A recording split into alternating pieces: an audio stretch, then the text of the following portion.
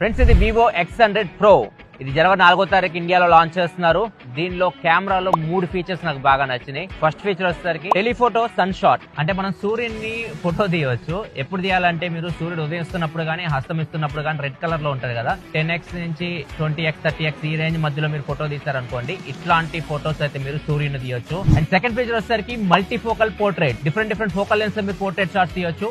24mm నుంచి start చేస్తే 100mm వరకు తీయొచ్చు. కొన్ని శాంపిల్స్ మీరు చూడొచ్చు. 24, 35, 50, 85, 100 ఇట్లా మీరు డిఫరెంట్ ఫోకల్ లెన్స్ లో కూడా పోర్ట్రేట్ షాట్స్ తీసుకోవచ్చు. అండ్ థర్డ్ ఫీచర్ వచ్చేసరికి జూమ్ చేయడం. టెలిఫోటో లెన్స్ యూజ్ చేసి మీరు 4.3x వరకు ఎటువంటి డీటెయిల్స్ లాస్ అవ్వకుండా జూమ్ చేయొచ్చు.